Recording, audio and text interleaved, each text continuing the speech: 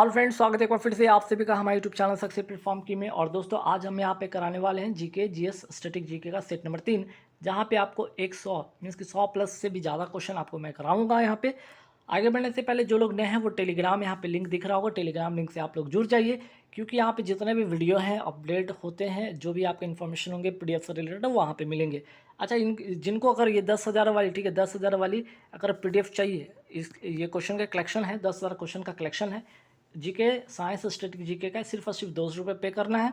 पे कैसे करना है? फ़ोनपे, पेटीएम या गूगल पे या अमेजन पे से आप क्या करेंगे, इस नंबर पे पेमेंट कर दीजिएगा। पेमेंट करने के बाद व्हाट्सअप पे क्या कीजिएगा, आप पेमेंट का स्क्रीनशॉट भेज दीजिएगा।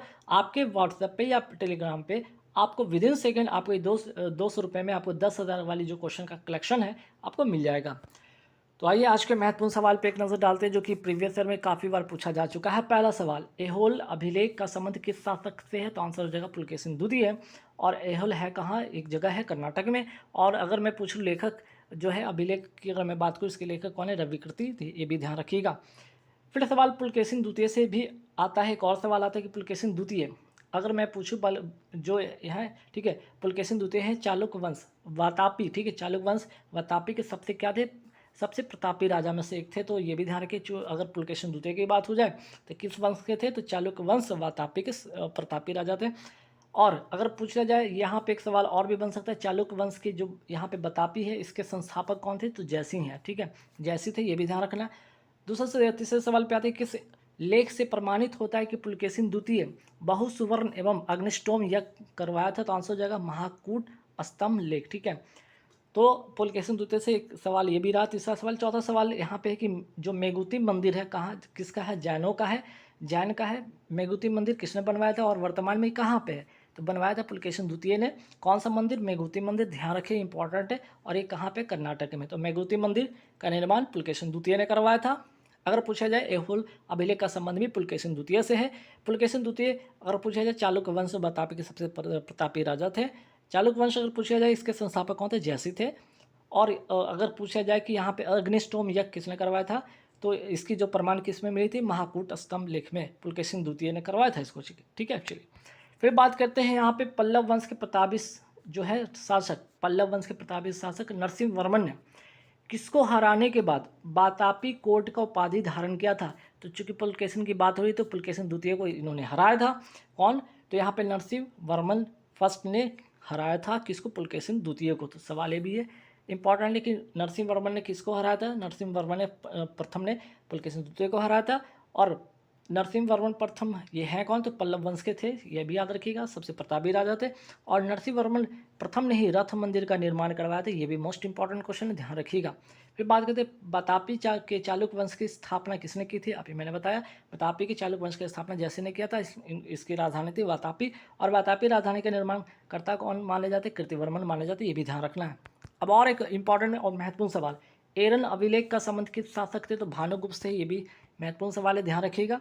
एरन अभिलेख का संबंध किससे? तो भानुगुप्त। और सती प्रथा का पहला साक्ष्य भी इसी अभिलेख में मिलता है, ये भी ध्यान आपको रखना है।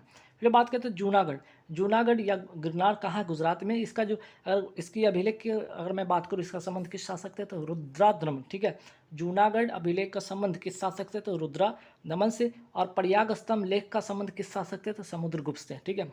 तो समुद्रगुप्त, प्रयाग स्तंभ, रुद्रादमन, जूनागढ़। भीतरी एवं जूनागढ़ अभिलेख का संबंध स्कंदगुप्त। तो रुद्रादमन हो गया आपका जूनागढ़ गिरनार का, समुद्रगुप्त हो गया प्रयाग स्तंभ का, और स्कंदगुप्त हो गया भीतरी एवं जूनागढ़ का, ठीक है। इलाहाबाद की अगर मैं बात करूँ, इलाहाबाद या प्रयाग प्रशस्ति के लेखक कौन थे? हरिश्चंद्र, ये भी ध्यान रखिएगा। इलाहाबाद या प्रयाग, ठीक है, प्रयाग प्रशस्ति, ठीक। चलिए अगर मैं पूछ लूँ हरिसेन, ये समुद्रगुप्त के क्या थे? दरबारी कवि थे, ये भी ध्यान रखिएगा। और इलाहाबाद या प्रयाग प्रशस्ति के ये लेखक थे हरिसेन। फिर आगे बढ़ते सवाल पे, नेक्स्ट सवाल क्या है यहाँ पे देखिएगा। नेक्स्ट सवाल आपका है गुप्त साम्राज्य के शासकों का क्रम, भी ध्यान रखिएगा, मोस्ट इंपॉर्टेंट है, क्योंकि कई बार आपके सवाल इस तरह से भी आते हैं कि गुप्त शासक के जो क्रम होंगे वो 4 ऑप्शन में सजा दिए जाएंगे, आपसे पूछा जाएगा। तो पहले नंबर पे आते हैं चंद्रगुप्त प्रथम, फिर आते हैं समुद्रगुप्त, फिर चंद्रगुप्त द्वितीय, फिर कुमारगुप्त या गोविंद गुप्त भी कहा जाता है, फिर स्कंदगुप्त, ठीक है। सवाल है कि गुप्त वंश की एक तो शासकों का क्रम हो गया। अगर पूछा जाए गुप्त वंश के का संस्थापक कौन था? तो श्रीगुप्त था, ये भी ध्यान रखना। गुप्त वंश का शासक कौन था? श्रीगुप्त था। गुप्त वंश का अंतिम शासक कौन था? विष्णुगुप्त, ये भी ध्यान रखना। तो गुप्त शासकों के क्रम भी याद रखना है। श्रीगुप्त तो संस्थापक थे, इसके बाद चंद्रगुप्त प्रथम, समुद्रगुप्त, चंद्रगुप्त द्वितीय, कुमारगुप्त या गोविंद गुप्त या स्कंदगुप्त। तो समुद्रगुप्त द्वितीय में चंद्रगुप्त द्वितीय का ध्यान रखिएगा। फाहियान जो था चीनी एक यात्री था, फाहियान इसके शासनकाल में आता है। कुमारगुप्त की अगर मैं बात करूँ तो यहाँ पे जो आपका नालंदा विश्वविद्यालय है, स्थापना कौन कराया था? कुमारगुप्त ने करवाया था। चलिए कुछ और बातें यहाँ पे देखते हैं। यहाँ पे अगर मैं समुद्रगुप्त की मैं बात करूँ तो भारत का नेपोलियन कहा जाता था, ये भी ध्यान रखना है। तो भारत का नेपोलियन किसे कहा जाता है? समुद्रगुप्त, और इसे कविराज भी कहा जाता था। ये विष्णु का उपासक था।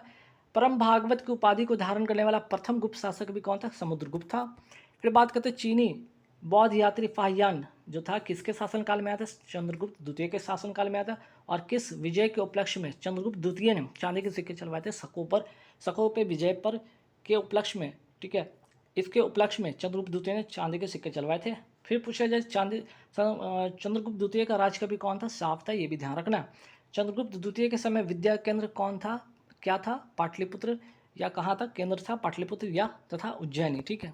तो चंद्रगुप्त द्वितीय के समय विद्या का केंद्र था कौन? तो आपका पाटलिपुत्र हो गया, और उज्जैनी जो दो जगह था आपका क्या था? विद्या का केंद्र था। अभी मैं बात कर ही रहा था नालंदा विश्वविद्यालय की स्थापना किसने करवाया था? कुमारगुप्त ने करवाया था, या इनका दूसरा नाम गोविंद गुप्त था। नालंदा विश्वविद्यालय बिहार के राज्य के, ठीक, बिहार राज्य के नालंदा जिले के राजगीर में, ये भी ध्यान आपको रखना है, ठीक है। जो बिहार के स्टूडेंट है, बिहार के लिए इंपॉर्टेंट बन जाएगा ये सवाल। गिरनार कहाँ? गुजरात में पर्वत झील स्थित जो है झील का पुनरुद्धार किसने करवाया था? स्कंदगुप्त ने इसका पुनरुद्धार करवाया था। लेकिन अगर सवाल पूछा जाए गिरनार गुजरात पर्वत स्थित सुदर्शन झील, ठीक है, सुदर्शन अगर झील की मैं बात करूँ, स्थित जो सुदर्शन झील था इसका निर्माण किसने करवाया था? तो मौर्य वंश के संस्थापक चंद्रगुप्त मौर्य ने गिरनार में नियुक्त राज्यपाल पुष्यगुप्त वैश्य ने करवाया था, ठीक है। तो अगर पूछा है सुदर्शन झील का निर्माण किसने करवाया था, तो पुष्यगुप्त वैश्य जो था राज्यपाल चंद्रगुप्त मौर्य का, उसने करवाया था। और पुनरुद्धार करवाया था स्कंदगुप्त ने करवाया था, ठीक है। फिर पूछा जाए सवाल कि हूनों का आक्रमण किस गुप्त शासक के शासनकाल में शुरू हो गया था? आंसर हो जाएगा स्कंदगुप्त। और गुप्त काल में चांदी के सिक्के को क्या कहा जाता था? ये भी ध्यान रखना, मोस्ट इंपॉर्टेंट सवाल, कई बार पूछा भी जा चुका है। रुपये कहा जाता था। फिर पूछा जाए गुप्त राजाओं की जो शासकीय भाषा थी वो क्या थी? संस्कृत थी। अजंता की गुफाएं, मोस्ट इंपॉर्टेंट क्वेश्चन, अजंता की गुफाएं किस धर्म से संबंधित है? बौद्ध धर्म से। बौद्ध धर्म में भी कौन सा? महायान शाखा। और ये कहाँ है? महाराष्ट्र में। ध्यान रखिएगा अजंता में निर्मित जो गुफा संख्या 16 और 17 गुप्तकालीन, ये भी ध्यान रखना है। और सवाल पूछा जाए कि गुप्त संख्या जो गुफा संख्या अजंता की में जो निर्मित गुफा संख्या 17 है, इसे चित्रशाला कहा गया है। इसमें भगवान बुद्ध के जन्म, जीवन, महानिष्क्रमण, महापरिनिर्वाण की घटनाओं से संबंधित चित्र बनाए गए, ये भी आपको ध्यान रखना है। गुफा नंबर 17, गुफा नंबर 16 दोनों बौद्ध धर्म से संबंधित है और महायान शाखा से संबंधित है। फिर सवाल आपसे ये भी पूछा जा सकता है कि ठीक है बताइए, जो बौद्ध संगीति है, किस बौद्ध संगीति के बाद बौद्ध धर्म जो है दो भागों में बट गया था? चौथा बौद्ध संगीति होता क्या है? कुंडलबंद जम्मू कश्मीर में होता है। इस समय इसके अध्यक्ष होते हैं वसुमित्र और उपाध्यक्ष होते हैं अश्व घोष। दो भाग कौन कौन? एक तो हीनयान था और दूसरा महायान, ठीक है। एक हीनयान में बट गया, दूसरा महायान में। हीनयान में एक्चुअल में था क्या? आदर्श अहर्त पद को प्राप्त करना। जो व्यक्ति अपनी साधना से निर्माण की प्राप्त करे, जो व्यक्ति अपनी साधना से निर्माण प्राप्ति करे, हीनयान। और इसमें क्या था? आदर्श बोधिसत्व हैं जो कि दूसरे के कल्याण की प्राथमिकता देते हुए निर्माण में विलंब करते थे। यहाँ पे क्या था? यहाँ पे जो अपनी साधना से निर्माण की प्राप्ति करते थे, यहाँ पे जो निर्माण होता था वो दूसरे के कल्याण के लिए विलंब करते थे, ठीक है। फिर आते हैं बाघ की गुफा, ये कहाँ स्थित है? जिला धार है, कहाँ? मध्य प्रदेश का है। और ये गुप्त काल में निर्मित यह गुफा विंध्य जो पर्वत है उसको काटकर बनाई गई थी, ये भी ध्यान रखना। कौन सा काल? गुप्त काल के समय। कौन सी गुफा? बाकी गुफा कहाँ है? मध्य प्रदेश के, जिला कौन सा? धार में। पंचतंत्र जो संस्कृत में लिखा था, किसने लिखा था? गुप्त काल में विष्णु शर्मा ने लिखा था। नाटक जो मृच्छकटिकम या जिसे माटी का खिलौना गारी, किसने लिखा था? शूद्रक ने लिखा था। मंदिर बनवाने की कला का जन्म किस काल में हुआ था? गुप्त काल में हुआ था। फिर बात करते हैं पाल वंश, ठीक है। पाल वंश के संस्थापक कौन थे? गोपाल थे। और राजधानी इसकी क्या थी? मुंगेर थी। और बौद्ध धर्म के अनुयायी थे, ये भी ध्यान रखना है आपको। महात्मा बुद्ध का जन्म, अब बात करते हैं महात्मा बुद्ध से बार में बात हो ही रही, बौद्ध धर्म के बारे में हो ही रही चर्चा। तो आइए कुछ बातें बौद्ध धर्म से रिलेटेड, जैसे महात्मा बुद्ध का जन्म कब और कहाँ हुआ? 563 ईस्वी ईसा पूर्व में हुआ, ठीक है, 563 ईसा पूर्व में होता है। और कहाँ होता है? लुम्बिनी गांव में होता है। और ये लुम्बिनी गांव है का कपिलवस्तु नेपाल में है। और इनकी मृत्यु होती है 483 ईसा पूर्व, कुशीनगर उत्तर प्रदेश में। तो मृत्यु जो होती है या निर्माण जिसको कहते हैं, निर्माण की प्राप्ति कुशीनगर में, जन्म होता है लुम्बिनी गाँव में। फिर बात करते हैं कुछ और इम्पोर्टेंट बातें, जैसे महात्मा बुद्ध ने प्रथम उपदेश कहाँ दिए थे? सारनाथ उत्तर प्रदेश में। मोस्ट इंपॉर्टेंट क्वेश्चन है। और ये धम्म चक्र प्रवर्तन कहलाया था। बौद्ध धर्म में महापरिनिर्वाण किसे कहा गया? निधन को या मोक्ष की प्राप्ति को। जातक जो कथाओं का संबंध किससे? तो बौद्ध धर्म के पूर्व जन्म की कथाओं से संबंधित है। महात्मा बुद्ध ने अपनी उपदेश किस भाषा में दिया था? पाली भाषा में दिया था। और महात्मा बुद्ध ने गृह त्याग को क्या कहा था? महाविनिष्क्रमण कहा था। महात्मा बुद्ध के प्रथम गुरु कौन थे? अलार कलाम थे। और सांख्य दर्शन की शिक्षा इनसे ही ग्रहण इन्होंने किया था। महात्मा बुद्ध के बचपन का नाम था सिद्धार्थ। मैं बात करते हैं महात्मा बुद्ध को ज्ञान की प्राप्ति कहाँ हुई? बोध गया। बैसाखी पूर्णिमा का दिन था, और बैसाखी पूर्णिमा की वो रात थी। नदी कौन सी थी? निरंजना या फल्गु नदी थी। और कौन से वृक्ष? तो पीपल के वृक्ष। और ये कहाँ था? बोध गया। बोध गया कहाँ?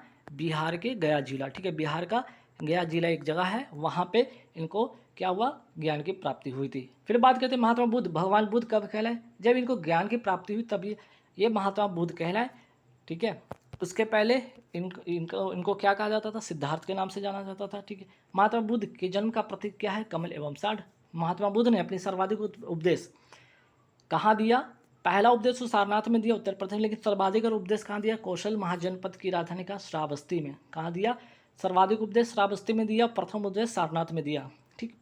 फिर बात करते हैं बौद्ध धर्म के बारे में। विशुद्ध ज्ञान किसमें मिलता है? त्रिपिटक। त्रिपिटक में कौन कौन आता है? विनय पिटक हो गया, सूत्र पिटक हो गया, और अभिधम्म पिटक हो गया। बौद्ध धर्म के त्रिरत्न कौन थे? बुद्ध, धम्म एवं संघ। अब ये बौद्ध धर्म से बात हो रही तो इनकी सभाएं, ये चारों सभाएं मोस्ट इंपॉर्टेंट है, कहीं ना कोई एग्जाम में आप देखेंगे पूछा गया है। प्रथम बौद्ध संगीति सवाल पूछा गया कहाँ हुआ? राजगृह में हुआ। यहाँ पे अध्यक्ष की बात हो रही है, ठीक है। अध्यक्ष कौन थे यहाँ पे? और शासक कौन था? ठीक है, शासक कौन था ध्यान रखिएगा, और जगह स्थान ये भी ध्यान रखिएगा। तो देखिए, प्रथम बौद्ध जो संगीत हुआ था राजगृह में हुआ था। इसमें अध्यक्ष थे महाकश्यप, शासक था अजातशत्रु। द्वितीय बौद्ध संगीति होता है 383 ईसा पूर्व, जगह था वैशाली, अध्यक्ष थे साबाकामी और कालाशोक, शासक थे इस समय। तृतीय बौद्ध संगीति होता है आपका 255 ईसा पूर्व, पाटलिपुत्र। मोगली जो पुत्र तीस थे इस समय अध्यक्ष थे, और अशोक क्या थे? इस समय के शासक थे। और चौथी बौद्ध संगीति ईसा की प्रथम शताब्दी कुंडलवन जम्मू कश्मीर में होता है।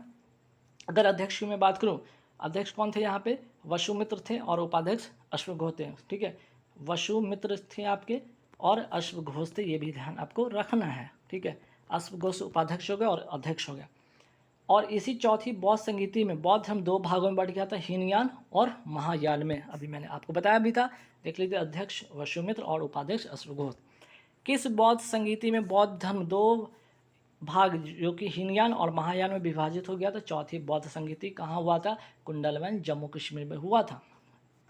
बौद्धों का सबसे पवित्र त्यौहार कौन सा है? बैसाखी पूर्णिमा। क्यों? क्योंकि इसी दिन महात्मा बुद्ध, इसी बैसाखी की पूर्णिमा के दिन, ये वही दिन था जब महात्मा बुद्ध का जन्म भी होता है, ये वही दिन था जब इनको ज्ञान की प्राप्ति होती है, वही दिन था जब इनको मोक्ष की प्राप्ति या महापरिनिर्वाण प्राप्त हुआ था। महात्मा बुद्ध ने सांसारिक दुखों को के संबंध में कितने आर्य सत्यों का उपदेश दिया? 4 आर्य सत्य का उपदेश दिया था। इन सांसारिक दुखों से मुक्ति हेतु बुद्ध ने अष्टांगिक मार्ग की बात कही थी, ठीक है। अब कुछ बौद्ध मठ के बारे में बात करते हैं, जैसे टाबो मठ, ये कहाँ पे? हिमाचल प्रदेश में। नामयाल मठ, ये कहाँ पे? ये हिमाचल प्रदेश में। और बोधिमंडा मठ, ये कहाँ पे स्थित है? ये बोधगया बिहार में। तो हिमाचल प्रदेश में दो ध्यान रखिएगा, और बिहार के अगर जो स्टूडेंट है बिहार का कोई एग्जाम दे रहे तो वहाँ पे ये ध्यान रखिएगा, बोधिमंडा। अब आइए कुछ इंपॉर्टेंट और सवाल देखते हैं, जैसे बाबर के द्वारा लड़े गए ये आपके जो 4 युद्ध हैं वो बहुत ही महत्वपूर्ण है, ठीक है। जैसे पानीपत का युद्ध, खानवा का युद्ध, चंदेरी का युद्ध, घाघरा का युद्ध। पानीपत का युद्ध होता है 21 अप्रैल 1526 इब्राहिम लोदी और बाबर के बीच में, और इसमें बाबर जीत जाता है, इब्राहिम लोदी हार जाता है। खानवा का युद्ध होता है 17 मार्च 1527 को, और राणा सांगा और बाबर के बीच में, तो इसमें बाबर जीतता है और राणा सांगा हार जाता है। खानवा कहाँ है? ये भरतपुर राजस्थान में एक स्थान है, ध्यान रखिएगा। चंदेरी का युद्ध होता है 29 जून 1528 में, मेदिनी राय और बाबर के बीच में होता है। बाबर इसमें जीतता है और मेदिनी राय हार जाता है। घाघरा का युद्ध होता है 6 मई 1529 को। अफगान और बाबर के बीच में अफगान हार जाता है और बाबर जीत जाता है। तो चारों युद्ध में ये जीतता है, ध्यान रखिएगा, बाबर जीत जाता है। और जिहाद का नारा बाबर ने किस युद्ध में दिया था? ये जो खानवा का युद्ध देखा है, ठीक है, इसी खानवा का युद्ध में जिहाद का नारा इसने दिया था। फिर गाजी की उपाधि बाबर ने किस युद्ध के विजय के बाद ग्रहण किया था? यही खानवा के युद्ध के बाद ग्रहण किया था। बाबर ने दान देने के कारण खुद को किसकी उपाधि से ग्रहण किया था? कलंदर की उपाधि से दान देने के कारण। गुलाम वंश का संस्थापक कौन था? ध्यान रखिएगा, कुतुबुद्दीन ऐबक, ठीक है, 1206 ईस्वी में। एकता प्रणाली किसने चलाई थी? इल्तुतमिश, जो कि कुतुबुद्दीन का क्या था? दामाद था। गुलाम वंश का अंतिम शासक कौन था? शमुद्दीन, ठीक है, शमुद्दीन कैमुर्स था। फिर बात करते हैं बलबन। बलबन का वास्तविक नाम क्या था? बहाउद्दीन। और ये इल्तुतमिश का क्या था? गुलाम था, ये भी ध्यान रखना है। 1266 में गयासुद्दीन बलबन के नाम से दिल्ली की गद्दी पे बैठता है। और सिजाद एवं पैबोस की अगर मैं बात करूँ, ये जो प्रथा है, ये दोनों प्रथा किसने शुरू किया था? बलबन ने किया था। और बलबन का एक और था इंपॉर्टेंट सवाल कि लौह एवं रक्त की नीति अपनाया था, ये भी ध्यान आपको रखना है। फिर बात करते हैं गुलाम वंश के बाद आता है खिलजी वंश। खिलजी वंश का संस्थापक कौन था? जलालुद्दीन फिरोज खिलजी था। सेना को नगद वेतन देने तथा अस्थायी सेना की नींव रखने की अगर रखी किसने? तो अलाउद्दीन खिलजी ने। घोड़ा दागने और सैनिकों का हुलिया लिखने की प्रथा किसने शुरू किया था? अलाउद्दीन खिलजी ने। दक्षिण भारत के विजय के लिए अलाउद्दीन खिलजी ने किसको भेजा था? मालिक कफूर को। और किस उपाधि से स्वयं को अलाउद्दीन खिलजी ने खुद को विभूषित किया था? सिकंदर सानी। फिर मैं बात करता हूँ यहाँ पे अलाई दरवाज़ा, श्री का किला और हजार खंबा महल का निर्माण किसने कराया था? अलाउद्दीन खिलजी ने करवाया था। अलाउद्दीन खिलजी ने दीवाने रियासत किसको नियुक्त किया था? मलिक याकूब को। और अगर पूछा जाए दीवाने रियासत ये है का, इसका अर्थ होता है व्यापारियों पर नियंत्रण तथा बाजार नियंत्रण की पूरी व्यवस्था को संचालित करने वाला को कहा जाता था दीवाने रियासत। अब गुलाम वंश हो गया, खिलजी वंश हो गया। अब आते हैं तुगलक वंश पे। तुगलक वंश का संस्थापक गयासुद्दीन तुगलक। और सिंचाई की अगर मैं बात करूँ, सिंचाई के लिए कुएं एवं नहरों का निर्माण किसने करवाने वाला प्रथम शासक कौन था? गयासुद्दीन तुगलक था। ठीक, सिंचाई के लिए कुएं एवं नहरों का निर्माण करने वाला प्रथम शासक था गयासुद्दीन तुगलक। मोहम्मद बिन तुगलक को अन्य किस नाम से जाना जाता था? उगलू खां या जूना खां के नाम से। मोहम्मद बिन तुगलक ने अपनी राजधानी दिल्ली से देवगिरी में स्थानांतरित किया और इसका क्या नाम रखा? दौलताबाद रखा। रहेला जो किसकी लिखी पुस्तक है? इब्न बतूता की। और इब्न बतूता अगर मैं बात करूँ, इसी में मोहम्मद बिन तुगलक के समय की घटनाओं का वर्णन है, ठीक है, रहेला पुस्तक में। फिर बात करते हैं यहाँ पे तुगलक वंश का अंतिम शासक कौन था? नासिरुद्दीन महमूद तुगलक। अब इसके बाद आते हैं, ठीक है, गुलाम वंश हो गया, खिलजी वंश हो गया, गुलाम हो गया, ठीक है, गुलाम वंश हो गया, तुगलक वंश हो गया। फिर बात करते हैं सैयद वंश, ठीक है, तुगलक गुलाम वंश हो गया, अच्छा तो गुलाम वंश हो गया, खिलजी वंश हो गया, तुगलक वंश हो गया। अब आप बात करते हैं आपके सैयद वंश का। इसका संस्थापक कौन था? खिज्र खां, तैमूर लंका सेनापति था। और इसका अंतिम शासक था आलम शाह। ये दो बातें इंपॉर्टेंट है। फिर आते हैं मैसूर के बारे में बात करते हैं। मैसूर के जो संस्थापक कौन थे? हैदर अली थे। इसके पुत्र का नाम था टीपू सुल्तान, ये भी ध्यान रखना, इंपॉर्टेंट सवाल है। फिर बात करते हैं चौथा आंगल जो मैसूर युद्ध हुआ था, कब हुआ था? 1799 में। और इस युद्ध में अंग्रेजों का नेतृत्व कर रहा था कौन? ब्लेजली। मैसूर की तरफ से नेतृत्व कौन कर रहा था? टीपू सुल्तान। और इसी युद्ध में टीपू सुल्तान क्या होता है? मारा जाता है, ठीक है। और टीपू सुल्तान का सवाल आ जाए कि टीपू सुल्तान कौन से क्लब का सदस्य था? जैकोबिन क्लब का था। टीपू सुल्तान ने स्वतंत्रता का ब्रिज कहाँ लगवाया था? श्रीरंगपट्टनम में। भारत में सिविल सेवा का जनक किसे माना जाता है? डॉक्टर कॉर्नवालिस को। और कॉर्नवालिस ने भारत में शक्तियों के पृथक्करण करने के लिए, ठीक है, पृथक्करण करने के लिए किस कोड का स्थापना किया था? कॉर्नवालिस कोड 1793 में किया था। फिर बात करते हैं अस्थायी बंदोबस्त किसने लागू किया था? कॉर्नवालिस ने किया था। और ये कौन सा क्षेत्र था? ये वो क्षेत्र था, अगर भारत का मैप देखा जाए तो यहाँ पे ये जो क्षेत्र था बिहार, बंगाल, उड़ीसा का क्षेत्र था, जहाँ पे कौन सा अस्थायी बंदोबस्त यहाँ पे लागू हुआ था? रैयतवारी व्यवस्था दक्षिण भारत में लागू हुआ था गवर्नर रीड एवं मुर्रा के द्वारा। और ये क्षेत्र था क्या? मद्रास का क्षेत्र था। महालबारी जो बंदोबस्त था, ये व्यवस्था किसने लागू किया था? हॉट मैकेंजी ने उत्तर एवं उत्तर पश्चिमी क्षेत्र में, ये वाले क्षेत्र में हुआ था, ठीक है। तो 3 क्षेत्र, एक तो अस्थायी बंदोबस्त हो गया यहाँ पे, उसके बाद रैयतवारी हो गया आपका, और महालबारी, ये 3 क्षेत्र ध्यान रखिएगा। स्थानीय स्वशासन के जनक किसे कहा जाता है? लॉर्ड रिपन को। पहली बार जनगणना कब हुआ था? 1872 में, लॉर्ड मेयो के शासनकाल में। दशक के आधार पर जनगणना किसने शुरू किया था? रिपन ने 1881 में। इंडिया स्ट्रगल किसकी लिखी पुस्तक है? सुभाष चंद्र बोस की। और इन्हीं के जन्म दिवस पर 23 जनवरी को क्या मनाया जाता है? पराक्रम दिवस मनाया जाता है। संयुक्त राज्य अमेरिका ने किस वर्ष में लोकतांत्रिक संविधान को अपनाया था? 1787। और ये स्वतंत्र कब हुआ था? तो 4 जुलाई 1776 को। असहयोग आंदोलन मोस्ट इंपॉर्टेंट क्वेश्चन है। ये कब शुरू हुआ था? 1 अगस्त 1920 को हुआ था गांधी जी के नेतृत्व में, ये भी ध्यान रखिएगा। और असहयोग आंदोलन स्थगित कब हुआ था? 12 फरवरी 1922 को ये स्थगित हो गया था। कारण था क्या? चौरा चौरी घटना। ठीक है, 1922 में हो रहे कांग्रेस के अधिवेशन, जब 1922 में असहयोग आंदोलन होता है, इस समय चौरा चौरी घटना होती। इस समय जो कांग्रेस के अधिवेशन के अध्यक्षता कौन कर रहे थे? चित्तरंजन दास, इन्हें देशबंधु भी कहा जाता है। अब ये चौरी चौरा घटना के बारे में बात करते हैं। ठीक है, चूंकि स्थगित तो इसी के कारण होता है, असहयोग आंदोलन जो होता है किस घटना के कारण होता है? आपका चौरा चौरी घटना के कारण होता है। ये 5 फरवरी 1922 को होती है घटना, और 12 फरवरी 1922 को स्थगित कर दी जाती है गांधी जी के द्वारा। होता क्या है कि गोरखपुर जिले नामक स्थान पर असहयोग आंदोलन जो कार्य थे वो गुस्से में आकर, ठीक है, आंदोलनकारियों ने गुस्से में आकर थाने में क्या किया? आग लगा दी, जिससे एक थानेदार सहित जो 21 सिपाही थे उसकी मृत्यु हो जाती। इस घटना से दुखी होकर गांधी जी ने आंदोलन को वापस ले लिया या स्थगित कर दिया। फिर बात करते हैं 1946 में बनी अंतरिम सरकार में राजेंद्र प्रसाद, जो कि भारत के और देश के पहले क्या थे? राष्ट्रपति बनते हैं, ये भी ध्यान रखिएगा। और अगर मैं बात अंतरिम सरकार में ये क्या, इनको कौन सा विभाग मिला था? खाद्य एवं कृषि विभाग मिला था। बात हो रही है असहयोग आंदोलन के समय, जब असहयोग आंदोलन होता है 1920 के समय, इस समय भारत का वायसराय कौन था? चेम्सफोर्ड था, ये भी ध्यान रखना है। और भारत छोड़ो आंदोलन के समय भारत का वायसराय कौन था? लीलैंडो 1942 का इस समय था। बात करते हैं बर्ना जो कूलर प्रेस एक्ट है, ये लागू कब हुआ था? 1878 में लिटन के द्वारा। ठीक है, जो कि ज़्यादा इसका फोकस क्या था? भारतीय जो प्रेस है उस पर क्या करना? प्रतिबंध लगाना, इसका मेन उद्देश्य था। और समाप्त किसने किया? बर्ना कूलर प्रेस एक्ट को समाप्त किया रिपन ने 1882 में। तो गाइस जैसे कि मैंने बोला था आपको 100+ यहाँ क्वेश्चन कराना होगा, कुल 112 मैंने क्वेश्चन कराए हैं। जितने भी सवाल अभी तक मैंने इसमें कराए होंगे उसमें से अधिकतर सवाल अगर मैं देखा जाए तो ऐसे 100 जितने भी सवाल होंगे वो कहीं ना कहीं 100+ जितने भी सवाल होंगे कहीं ना कहीं किसी ना किसी एग्जाम में पूछ लिया गया होगा। आप इन सारे क्वेश्चन को रट जाइएगा। अच्छा, जिनको PDF लेना है 200 रुपये पे कीजिए। ठीक है, 200 रुपये पे कीजिए गूगल पे से, फ़ोनपे से, पेटीएम से। और क्या कीजिए?